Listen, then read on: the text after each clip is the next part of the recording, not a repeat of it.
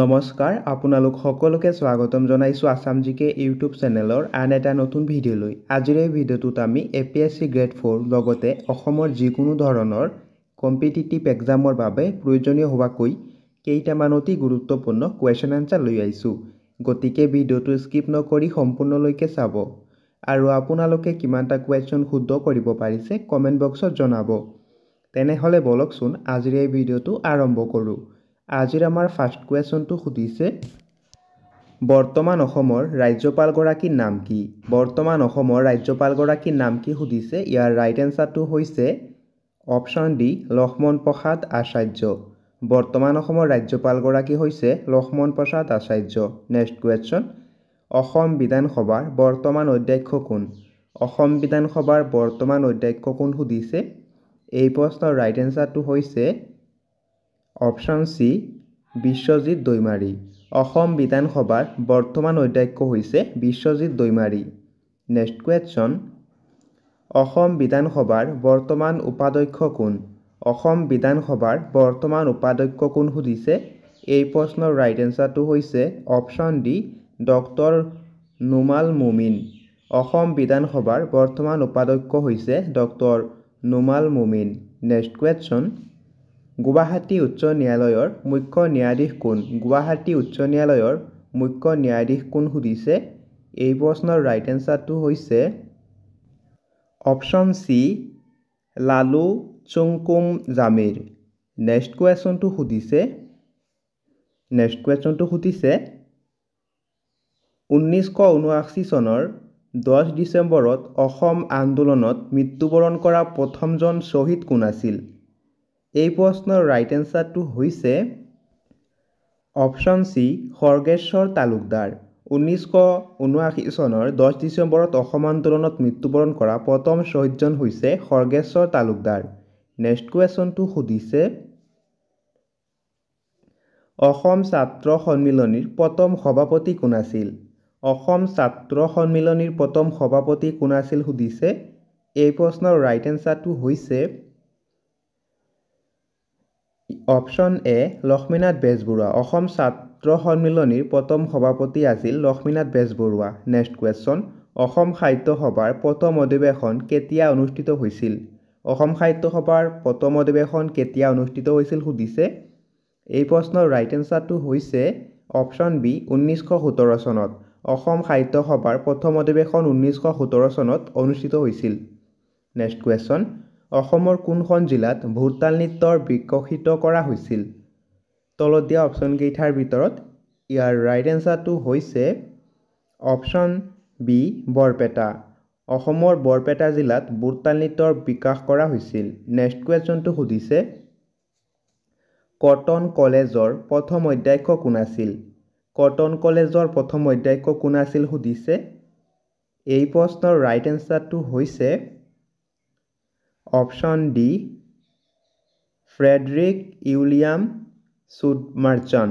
Next কুৱেশ্যনটো সুধিছে প্ৰথম অসমীয়া মঞ্চস্থ নাটকখনৰ নাম কি। প্ৰথম অসমীয়া মঞ্চস্থ নাটকখনৰ নাম কি সুধিছে।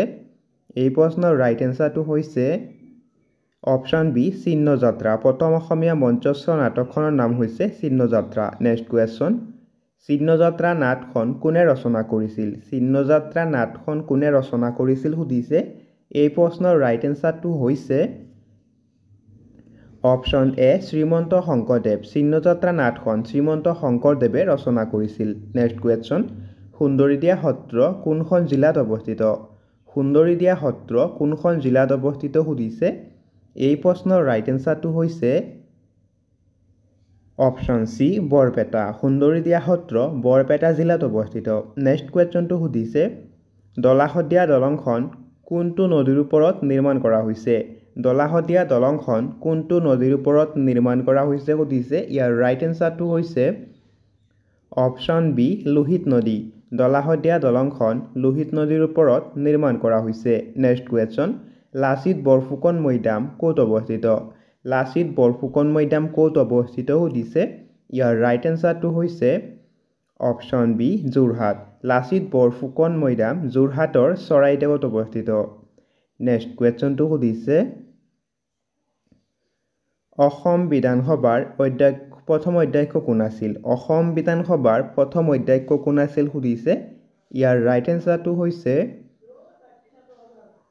অপশন এ বাবু বসন্ত কুমাৰ দাস অসম বিধানসভাৰ প্ৰথম অধ্যক্ষ হৈছে বাবু বসন্ত কুমাৰ দাস নেক্সট কোৱেশ্চন অসমৰ প্ৰথম ভাৰতীয় জিলা দণ্ডাধীশ কোন আছিল অসমৰ প্ৰথম ভাৰতীয় জিলা দণ্ডাধীশ কোন আছিল সুধিছে এই প্ৰশ্নৰ ৰাইট এনসাৰটো হৈছে অপশন এ আনন্দৰাম বৰুৱা অসমৰ প্ৰথম ভাৰতীয় জিলা দণ্ডাধীশ আছিল আনন্দৰাম বৰুৱা নেক্সট কোৱেশ্চন অসম চুক্তিৰ বাবে কোনটো তেল শোধনাগাৰ স্থাপন কৰা হৈছিল অসম চুক্তিৰ বাবে কোনটো তেল শোধনাগাৰ স্থাপন কৰা হৈছিল সুধিছে ইয়াৰ ৰাইট এনসাৰটো হৈছে অপশন সি নুমলীগড় অসম চুক্তিৰ ফলস্বৰূপে নুমলীগড় তেল শোধনাগাৰ স্থাপন কৰা হৈছিল নেক্সট কোৱেশ্চন নামেৰি ৰাষ্ট্ৰীয় উদ্যানৰ মাজেৰে কোনখন নদী বৈ গৈছে নামেৰি ৰাষ্ট্ৰীয় উদ্যানৰ মাজেৰে কোনখন নদী বৈ গৈছে সুধিছে ইয়াৰ ৰাইট এনসাৰটো হৈছে অপশন এ জিয়াবৰলী নামেৰি ৰাষ্ট্ৰীয় উদ্যানৰ মাজেৰে জিয়াবৰলী নদী বৈ গৈছে নেক্সট কোৱেশ্চন প্ৰথম অসমীয়া ৰোমান্টিক কবিতাটোৰ নাম কি প্ৰথম অসমীয়া ৰোমান্টিক কবিতাটোৰ নাম কি সুধিছে এই প্ৰশ্নৰ ৰাইট এনসাৰটো হৈছে অপশন সি বনকুঁৱৰী প্ৰথম অসমীয়া ৰোমান্টিক কবিতাটোৰ নাম হৈছে বনকুঁৱৰী নেক্সট কুৱেশ্যনটো সুধিছে অসম সাহিত্য সভাৰ লগোটো কোনে ডিজাইন কৰিছিল অসম সাহিত্য সভাৰ লগোটো কোনে ডিজাইন কৰিছিল সুধিছে এই প্ৰশ্নৰ ৰাইট এনসাৰটো হৈছে অপশন বি যুগল দাস অসম সাহিত্য সভাৰ লগোটো যুগল দাসে ডিজাইন কৰিছিল নেক্সট কুৱেশ্যনটো সুধিছে অসমলৈ অহা প্ৰথমগৰাকী চীনা পৰিব্ৰাজক কোন আছিল অসমলৈ অহা প্ৰথমগৰাকী চীনা পৰিব্ৰাজক কোন আছিল সুধিছে ইয়াৰ ৰাইট এনসাৰটো হৈছে অপশন এ হিউৱেন চাং অসমলৈ অহা প্ৰথমগৰাকী চীনা পৰিব্ৰাজক আছিল হিউৱেন চাং নেক্সট কুৱেশ্যন কোন চনত টুকলাই চাহ গৱেষণা প্ৰতিষ্ঠান স্থাপন কৰা হৈছিল কোন চনত টুকলাই চাহ গৱেষণা প্ৰতিষ্ঠান স্থাপন কৰা হৈছিল সুধিছে ইয়াৰ ৰাইট এনসাৰটো হৈছে অপশন বি 1911 চনত টুকলাই চাহ গৱেষণা প্ৰতিষ্ঠান স্থাপন কৰা হৈছিল নেক্সট কুৱেশ্যন অসমৰ প্ৰথম কৃষক বিদ্ৰোহ কোনটো অসমৰ প্ৰথম কৃষক বিদ্ৰোহ কোনটো সুধিছে এই প্ৰশ্নৰ ৰাইট এনসাৰটো হৈছে অপশন এ ফুলগুৰি দাৱা অসমৰ প্ৰথম কৃষক বিদ্ৰোহ হৈছে ফুলগুৰি দাৱা নেক্সট কুৱেশ্যন অসম সাহিত্য সভাৰ মুখ্য কাৰ্যালয়টোৰ নাম কি অসম সাহিত্য সভাৰ মুখ্য কাৰ্যালয়টোৰ নাম কি সুধিছে এই প্ৰশ্নৰ ৰাইট এনসাৰটো হৈছে অপশন বি চন্দ্ৰকান্ত সন্দিকৈ ভৱন নেক্সট কুৱেশ্যনটো সুধিছে ডক্টৰ ভূপেন হাজৰিকাক সুধাকণ্ঠ বুলি কোনে বিভূষিত কৰিছিল ডক্টৰ ভূপেন হাজৰিকাক সুধাকণ্ঠ বুলি কোনে কৈছিল সুধিছে এই প্ৰশ্নৰ ৰাইট এনসাৰটো হৈছে অপশন বি আনন্দ চন্দ্ৰ বৰুৱা নেক্সট কুৱেশ্যনটো সুধিছে ইতিহাস প্ৰসিদ্ধ মহাভৈৰৱ মন্দিৰ কোনে নিৰ্মাণ কৰিছিল ইতিহাস প্ৰসিদ্ধ মহাভৈৰৱ মন্দিৰ কোনে নিৰ্মাণ কৰিছিল সুধিছে এই প্ৰশ্নৰ ৰাইট এনসাৰ হৈছে অপশন বি বাণ ৰজাই ইতিহাস প্ৰসিদ্ধ মহাভৈৰৱ মন্দিৰ বাণ ৰজাই নিৰ্মাণ কৰিছিল নেক্সট কুৱেশ্যন এছিয়া মহাদেশৰ প্ৰথমটো এম্ফি থিয়েটাৰৰ নাম কি এছিয়া মহাদেশৰ প্ৰথমটো এম্ফি থিয়েটাৰৰ নাম কি সুধিছে ইয়াৰ ৰাইট এনসাৰটো হৈছে অপশন বি ৰংঘৰ এছিয়া মহাদেশৰ প্ৰথমটো এম্ফি থিয়েটাৰৰ নাম হৈছে ৰংঘৰ নেক্সট কুৱেশ্যনটো সুধিছে কোনখন জিলা অসমৰ পৰা পৃথক হৈ 1947 চনত পাকিস্তানক দিয়া হৈছিল ইয়াৰ ৰাইট এনসাৰটো হৈছে অপশন সি চিলেট জিলাক 1947 চনত পৃথক কৰি পাকিস্তানক বৰ্তমান বাংলাদেশক দিয়া হৈছিল নেক্সট কুৱেশ্যনটো সুধিছে অসমীয়াৰ উপৰিও ৰাজ্যৰ আন কোনটো ভাষা ভাৰতীয় সংবিধানৰ ৮ম অনুসূচীত অন্তৰ্ভুক্ত হৈ আছে এই প্ৰশ্নৰ ৰাইট এনসাৰটো হৈছে অপশন ডি বড়ো অসমীয়াৰ উপৰিও বড়ো ভাষাটো ভাৰতীয় সংবিধানৰ ৮ম অনুসূচীত অন্তৰ্ভুক্ত হৈ আছে নেক্সট কুৱেশ্যনটো সুধিছে Brahmaputra cracker and polymer limited উদ্যোগটো ক'ত স্থাপন কৰা হৈছিল এই প্ৰশ্নৰ ৰাইট এনসাৰটো হৈছে option C Lepetkata. Brahmaputra cracker and polymer limited উদ্যোগটো ডিব্ৰুগড় জিলাৰ লেপেটকাটাত অৱস্থিত। নেক্সট কুৱেশ্যন, পৃথিৱীৰ দ্বিতীয় বৃহত্তম চাহ নিলাম কেন্দ্ৰটো ক'ত অৱস্থিত? পৃথিৱীৰ দ্বিতীয় বৃহত্তম চাহ নিলাম কেন্দ্ৰটো ক'ত অৱস্থিত সুধিছে। এই প্ৰশ্নৰ ৰাইট এনসাৰটো হৈছে অপশ্যন এ গুৱাহাটী। পৃথিৱীৰ দ্বিতীয় বৃহত্তম চাহ নিলাম কেন্দ্ৰটো গুৱাহাটীত অৱস্থিত। নেক্সট কুৱেশ্যন, অসমৰ প্ৰধান ন্যায়ালয়খনৰ নাম কি? অসমৰ প্ৰধান ন্যায়ালয়খনৰ নাম কি সুধিছে। এই প্ৰশ্নৰ ৰাইট এনসাৰ হৈছে অপশ্যন ডি গুৱাহাটী উচ্চ ন্যায়ালয়। নেক্সট কুৱেশ্যনটো সুধিছে কোন চনত ডিগবৈ তেল শোধনাগাৰ স্থাপন কৰা হৈছিল? কোন চনত ডিগবৈ তেল শোধনাগাৰ স্থাপন কৰা হৈছিল সুধিছে। ইয়াৰ ৰাইট এনসাৰ হৈছে অপশ্যন বি 1901 চনত। 1901 চনত ডিগবৈ তেল শোধনাগাৰ স্থাপন কৰা হৈছিল। নেক্সট কুৱেশ্যনটো সুধিছে অসমৰ পৰা কিমানজন সদস্যক ৰাজ্যসভালৈ নিৰ্বাচন কৰি পঠিওৱা হয়? এই প্ৰশ্নৰ ৰাইট এনসাৰটো হৈছে অপশ্যন এ 7জন। অসমৰ পৰা 7জন সদস্যক ৰাজ্যসভালৈ নিৰ্বাচন কৰি পঠিওৱা হয়। নেক্সট কুৱেশ্যনটো সুধিছে অসমৰ সৰ্বাধিক জনসংখ্যা থকা জিলাখনৰ নাম কি? অসমৰ সৰ্বাধিক জনসংখ্যা থকা জিলাখনৰ নাম কি সুধিছে। ইয়াৰ ৰাইট এনসাৰটো হৈছে অপশ্যন ডি নগাঁও জিলা। অসমৰ সৰ্বাধিক জনসংখ্যা থকা জিলাখনৰ নাম হৈছে নগাঁও জিলা। নেক্সট কুৱেশ্যন, শৰাইঘাট দলংখন কোনে উদ্বোধনী কৰিছিল? শৰাইঘাট দলংখন কোনে উদ্বোধনী কৰিছিল সুধিছে। ইয়াৰ ৰাইট এনসাৰটো হৈছে অপশ্যন চি জৱাহৰলাল নেহেৰু। শৰাইঘাট দলংখন জৱাহৰলাল নেহেৰুই উদ্বোধনী কৰিছিল। নেক্সট কুৱেশ্যন, গুৱাহাটী বিশ্ববিদ্যালয়ৰ প্ৰথম উপাচাৰ্যজন কোন আছিল? গুৱাহাটী বিশ্ববিদ্যালয়ৰ প্ৰথম উপাচাৰ্যজন কোন আছিল সুধিছে। এই প্ৰশ্নৰ ৰাইট এনসাৰটো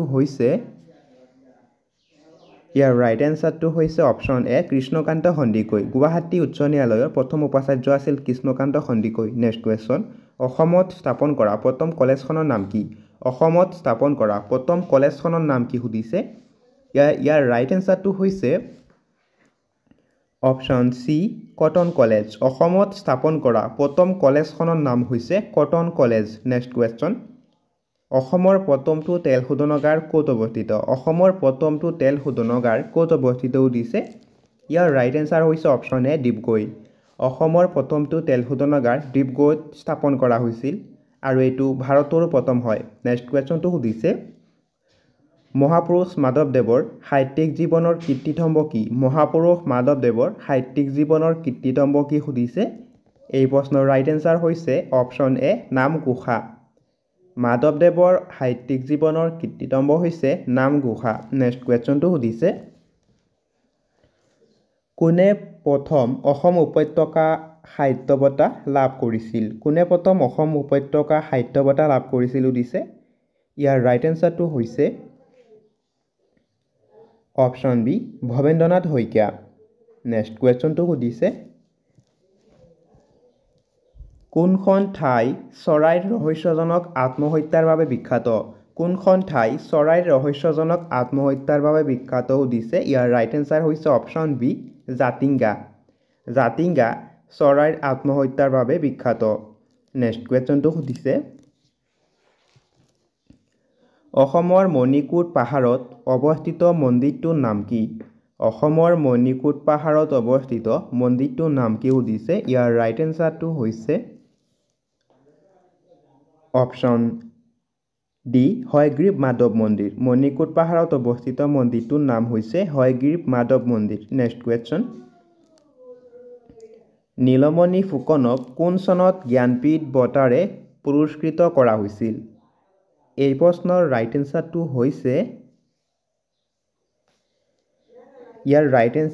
হৈছে অপশ্যন চি 2021 চনত। নীলমণি ফুকনক 2021 চনত জ্ঞানপীঠ বঁটাৰে পুৰস্কৃত কৰা হৈছিল।